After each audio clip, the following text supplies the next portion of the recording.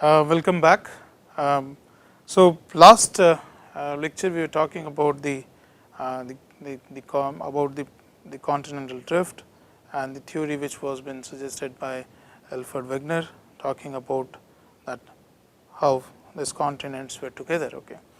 So quickly moving ahead, we talked about this, that the southern part of the equator, the continents were been which were together were been termed as Gondwana land, and the continents on the northern side of the equator were termed as the Laurentian. Now, as I told that they tried to look at, the geologists tried to look at the different rock types, and also they thought of that if suppose these continents were together, then they should have experience similar climatic conditions, and the floras and faunas which flourished during that period must be almost similar in these continents. Okay. And as shown here, that they found that very similar flora and faunas in the different continents, okay, like South America, Africa, Antarctica, India and Australia, which are not at the same position now, they are very much apart. Okay. Now, since they were closer to Antarctica, they experienced the glaciation, and they found the rocks and the indicators or the signatures of the glaciation during that period. Okay. Those evidence were also been collected, and which helped in proving that these continents were together. Okay.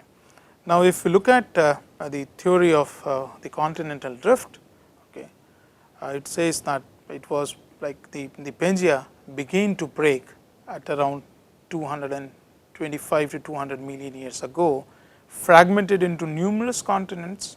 Okay. So, if you look at this chart here, or the sketch which shows that it started, the movement started, or the drifting started after 225 million years back. Okay.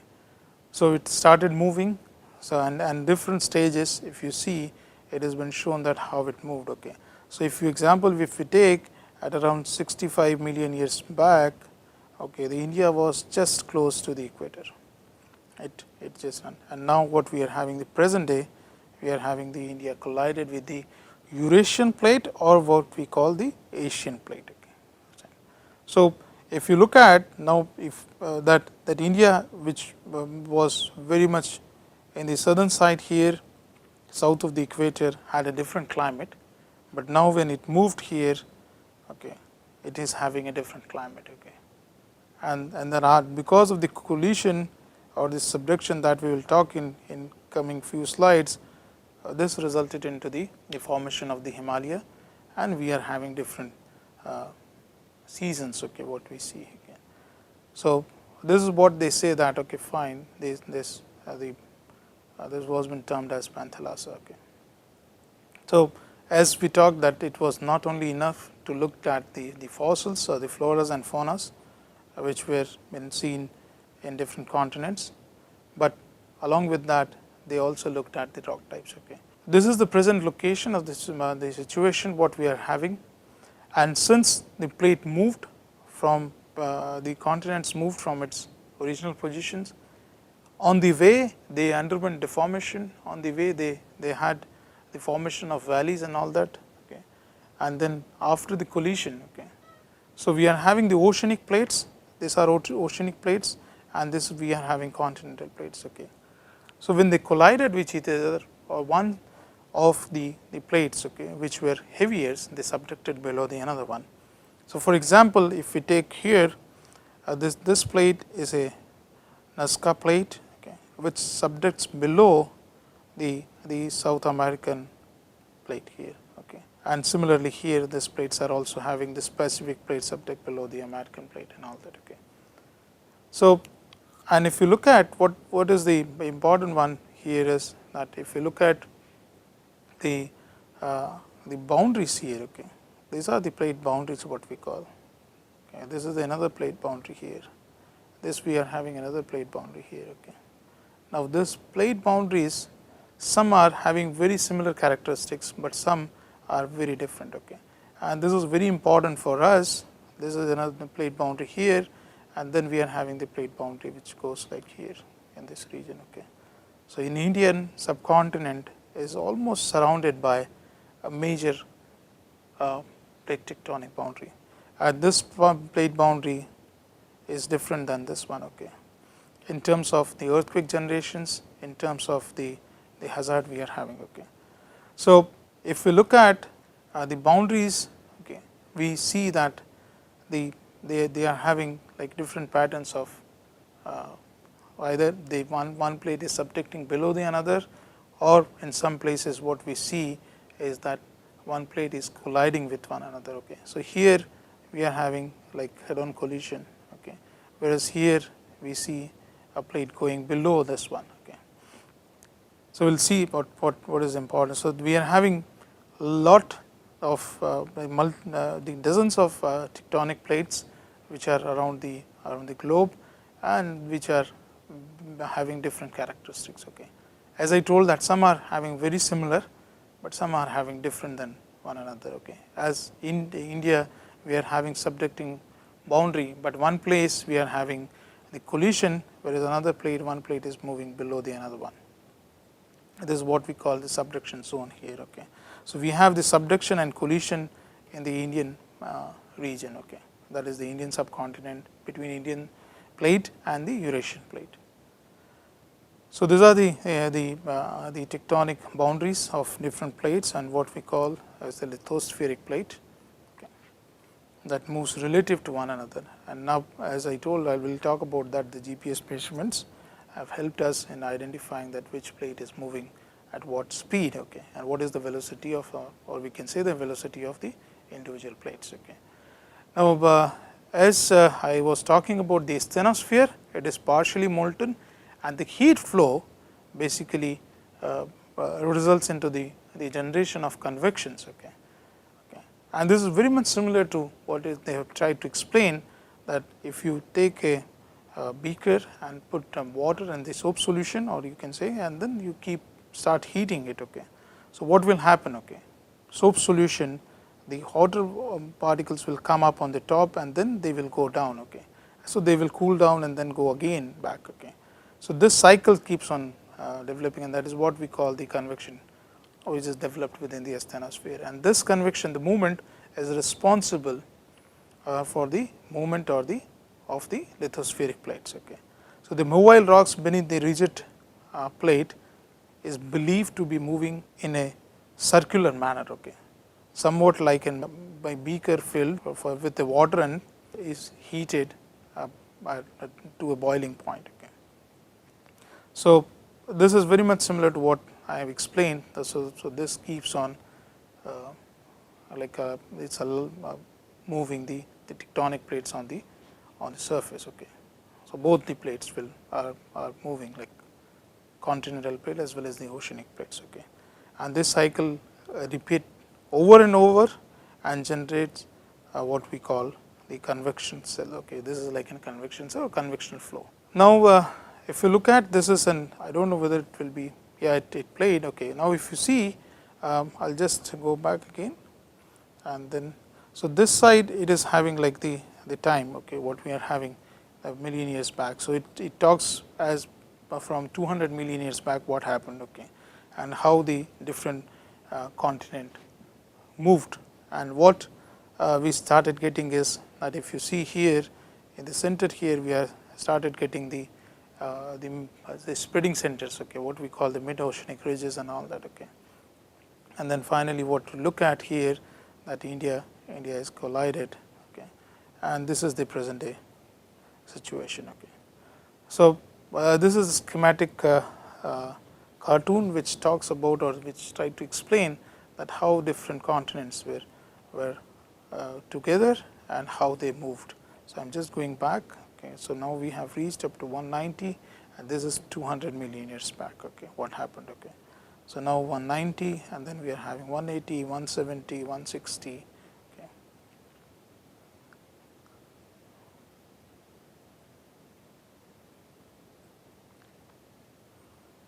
So, it says around 60 to 70 million years back, the India was very close to the equator. Okay. Now, it has moved further. Now, these are the two diagrams which shows the different type of plate boundaries. So, we are having what it says the divergent plate boundary, we are having transform plate boundaries, we are having convergent plate boundaries and all that. Okay. And some places it is bit uncertain that what type of boundary it is not well studied. Okay. So, as I told that this we are having like some places we see this one transforms. Okay. So, that is one plate is moving past each other. Okay. So, we are having a slip along a particular direction and both the plates will slip past each other, that is what we call the transform plate boundaries. And some places what we are having the typical collision. Okay. So, both the plates are coming and colliding with each other. Okay. And some places the heavier plates are subducting below. Okay. So, we are having this type of configuration. So, when this plates goes down, there will be a formation of mountain ranges on the overriding plate. Of course, there will be some sort of a compression which will be taken by the subducting plate, but the most of the compression will be taken up by the overriding plate, and that is what we see the formation of Himalaya. So, first there was a subduction, and then finally we are having collision between the two plates. Okay. So, we will see what is the term which is known as the trenches. Okay. This is again very much seen where we are having the oceanic plate subducting below the continental plates. Okay. And we have one of the famous location on the Earth's surface, that is the deepest part, which we have we talked in the previous lecture, is the deepest part is the Mariana Trench. Okay. Which is so when we are having like the subducting plate going below that is the oceanic plate subducting below the another, either it is a continental plate, that is the overriding is a continental or oceanic plate, then there is a deeper part which has been developed here, and that has been termed as trench. Okay. So, that you will find only where you are having the subducting plate boundaries. Okay. So, we have close like within the Indian part, that is the Sumatra Andaman Trench, we have which resulted into the formation of tsunami, and this is because the ocean is present in along that boundary. Okay. So, that resulted into the formation of the tsunami and all that. We will talk about the tsunami later. Okay. So, then that what I was talking about, that the plate motions now. So, with the help of GPS, you can make out that which plate is moving in which direction. Okay. And what is the motion, that is the speed. Okay. Like what is the rate of the movement per year. Okay. So, if you look at here, India is having the rate at around, maybe that is definitely more than the 5 centimeter. Okay, here. So, it is around 55 millimeter. Okay, 45 to 55 millimeter per year. Okay. And if you see the direction of the Indian plate, it is almost like northeast. Okay, it is moving in this direction. Okay, and colliding with the Eurasian plate. Similarly, some vectors, if you look at of the plate motion, they are very much higher. So, the higher the motion, you may have more earthquakes. Okay, along the plate boundaries. Okay, like this is having more than the 10 centimeter, around 10 centimeter or so. Okay. So, the another part which is very much important is that wherever these boundaries are. Okay. So, if you look at this boundary is this one. Okay, this is the mid oceanic spreading centers, and you are having the boundaries here, then you are having the boundaries here. Okay. Now, this all are, if you look at from the earthquake perspective view, what you will find that the earthquakes are almost aligned along these plate boundaries. Okay. Or low magnitude or smaller magnitude earthquake and large magnitude earthquakes are aligned along the plate boundaries. So, if you can easily mark the plate boundaries here. Okay. I am sorry, this is not the boundary here. Okay. So, but of course, there is some tectonic movement which has been seen between this plate and the African plate. Okay. So, if you look at the pattern, okay, it explains that there is some contact between the two plates. Okay. and India is sitting somewhere here. So, we have this plate boundary which is going like this, okay, over here. And along with this, if you look at what we are able to locate is that what has been marked here is the yellow dots are all earthquakes which are aligned along the plate boundaries, and the triangles, okay, triangles are all the volcanoes, okay. So, you are having volcanoes which have been marked by the triangles. Now, even though we define this as subduction plate boundaries, and many locations like this has been termed as a subduction plate boundary, but you only see the volcanic eruptions which have been confined here. You do not see the volcanoes here. No volcanoes are been seen here, okay. So, you only have the volcanoes in the region where we are having the oceanic plate subducting below, because volcano is the source or the material which comes out through volcano is your molten magma, okay. So, unless and until you will not put the plate below, like for example, you are having the plate which is going down here, and you are having an overriding plate here.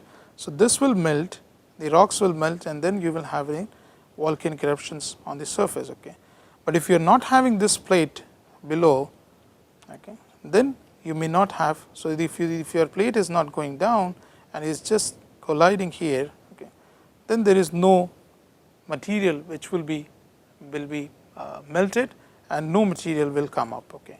So, that is the one of the reason that why you do not see the volcanoes between the Indian plate and the Eurasian plate, and many other places, okay. Over here also you do not see the volcanic eruptions, but the volcanoes are only aligned along the plate boundaries where you are having the plates which are going down and then getting melted, okay. So, this is another important part which one should remember, okay. And as we move ahead in this lecture, we will talk about that how the plate boundaries, which plate boundaries are more dangerous in terms of the hazard as compared to the another one, okay. So, we have so different like the subduction zones, and we are having the continental collision zones and all that. We will talk about that, okay. So, please remember this part, that the volcanic eruptions or the location of the volcanoes are only confined along those plate boundaries where we are having the plates subducting, one plate subducting below the another one, okay. Either it may be a continental or oceanic continental or oceanic if we are having, that does not matter, but if there is no supply of the plate which is going below into the deep interior of the earth, no volcanic eruption will be formed or seen there, okay. So, this figure which shows about the concentration of the volcanoes in this area, okay. That is, this is the Nazca plate, and we are having South American. So, we are having boundary here, okay. So, we are having the volcanoes which are aligned along this area, okay. And then we are having this part also, and this region, that is the why it has been termed as the ring of fire, okay. So, where we are having the volcanoes which are surrounded along the plate boundary. This is the area, okay. So, the ring of fire is between where the Pacific region, okay, mainly the Pacific region, we see the ring of fire, okay. Now, continental, if you take the plate boundaries, we have in short that 3 plate boundaries, okay. We can say that, okay, fine, there may be the 3 major plate boundaries are there. One is divergent plate boundary. Now, the divergent plate boundaries are where new crust is generated. So, these are the divergent plate boundaries, okay. So, where always the new crust has been generated because of the rising of magma, okay.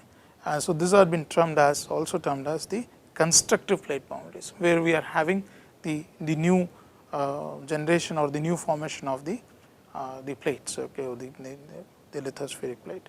And then we are having, so here both the plates will move apart or away from one another and the magma keep on rising on the surface, cools down, forms the crust and move away from the spreading center. Then we are having convergent plate boundaries, okay, where the crust is destroyed as one plate subject under the below the another one. Okay, so these are the destructive plate boundaries, or what we call the convergent plate boundaries. So one plate is moving below the another one. Okay, the another one is overriding. So as I told that this could be that the divergent plate boundary could be between oceanic and continental crust, or we are having both oceanic crust, okay, and oceanic crust here also. So that depends on that, okay, and because of the subducting plate, as it moves below it, the melting will start, and we will have volcanoes on the surface, and here also similar what we see the volcanic eruptions on the surface, okay. So this is very the important part which we should remember, okay.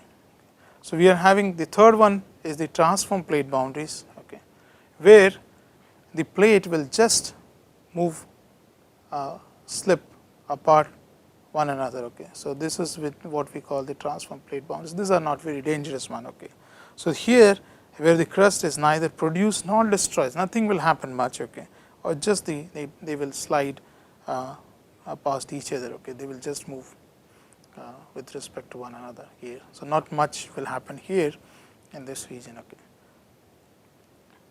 So in short, if we look at what we see is the spreading centers, we have subduction zones, and we have transfer zones, okay, in terms of the plate boundaries, okay, we look at, okay.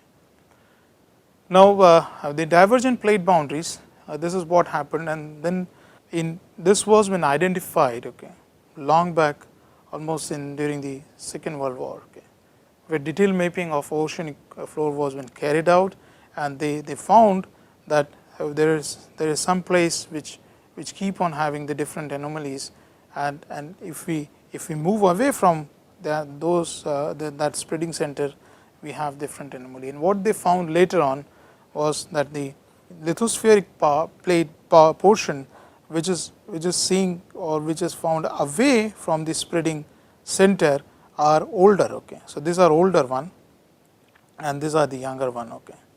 So which are closer to the center are the younger one, and which are away from the center are the older one. So that is how they try to understand that, okay, well, whatever is been generated here is the new crust which is forming, and slowly they are moving away from one another, okay. And these are the regions where we call what we are termed as the mid-oceanic regions, okay. This is almost similar one, okay.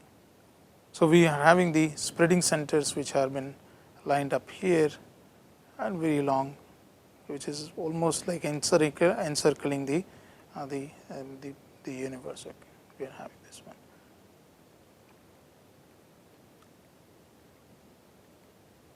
So mid-Atlantic ridge, okay. This has been termed as mid-Atlantic ridge. Now looking to this part, I will see that how a few examples of the triple junction also. Now this is what has been triple junction. We are having the three plates which are moving apart from one another, okay.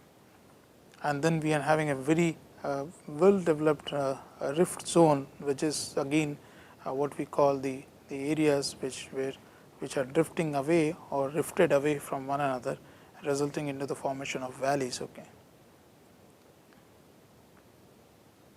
So if we look at this part particularly in this region, then we will be able to see that what has happened, okay. So this is the area of again the plate boundaries where we are having the Somalia plate, and then we are having the African plate, and then we are having the Arabian plate, and this location has been what we are having the triple junction, okay.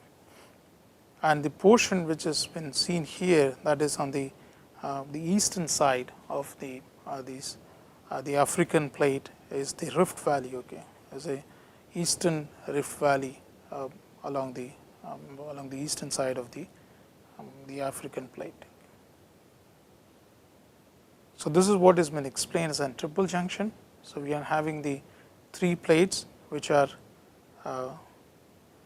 seen like coming closer or we are near to each other, and we are having the different like extensional areas, okay. We are having this, if you see the Rift Valley here, this Rift Valley is the land is moving apart from each other, and here also these plates are moving away from one another, okay, and we are having the opening which is developing, okay. So this region will keep on growing, like Gulf of Aden or the Red Sea regions are growing and widening up as the plates are moving away from each other, okay.